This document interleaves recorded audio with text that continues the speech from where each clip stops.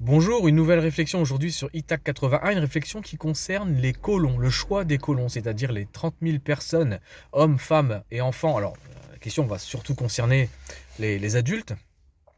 Il va y avoir une problématique pour les enfants. La question d'aujourd'hui concerne les adultes qui vont intégrer, donc les citoyens qui vont intégrer ITAC 81.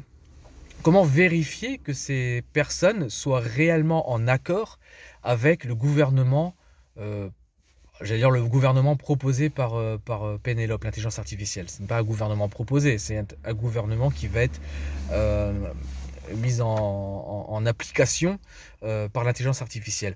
Eh bien, tout simplement, parce que je le rappelle quand même, c'est une cité, ITA 81, dans laquelle les hommes et les femmes vont travailler en échange de... Il n'y aura pas de salaire. Il n'y aura pas de salaire. Il n'y aura pas...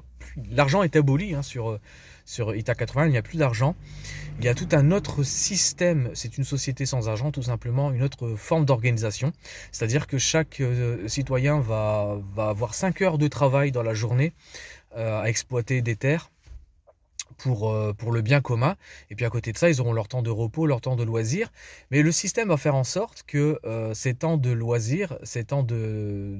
Voilà, lorsque les personnes ont envie d'aller voir des spectacles ou aller au restaurant, peu importe, ils pourront le faire sans argent. Alors c'est un système qui paraît un petit peu comme ça utopique, mais en échange de cette égalité, on peut parler de bonheur, peut-être utopique, les citoyens vont devoir céder beaucoup de liberté à Pénélope, à l'intelligence artificielle.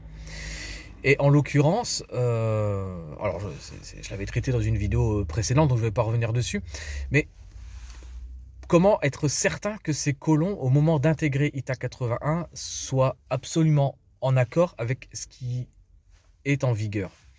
Eh bien tout simplement parce que l'intelligence artificielle Pénélope est en quelque sorte son logiciel, son programme est en deux parties. Il y a une première partie qui est codée sous forme, c'est qui est purement une intelligence artificielle, qui est une partie intelligence artificielle, c'est-à-dire qui est capable d'observer et d'apprendre également par elle-même. Tout en étant, en vivant en relation avec l'humain, elle va pouvoir s'améliorer, elle va pouvoir adopter des comportements de plus en plus humains. Et il y aura certainement des dérives.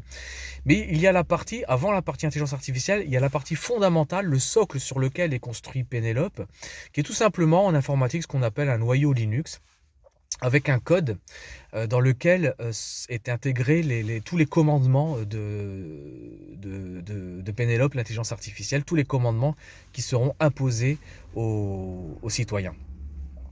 Et cette partie est exposée à chaque homme, chaque femme qui intègre ITA 81 a connaissance, avant d'embarquer sur le vaisseau générationnel, a connaissance, a accès au noyau, au programme de Pénélope, et peut en tout état de cause donc savoir s'il est d'accord ou non avec les lois sur lesquelles on va reposer les décisions de Pénélope.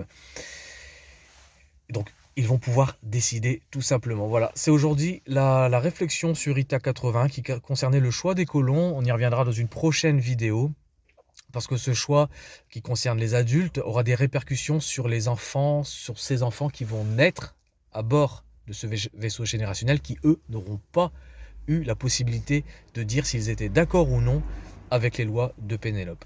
Salut!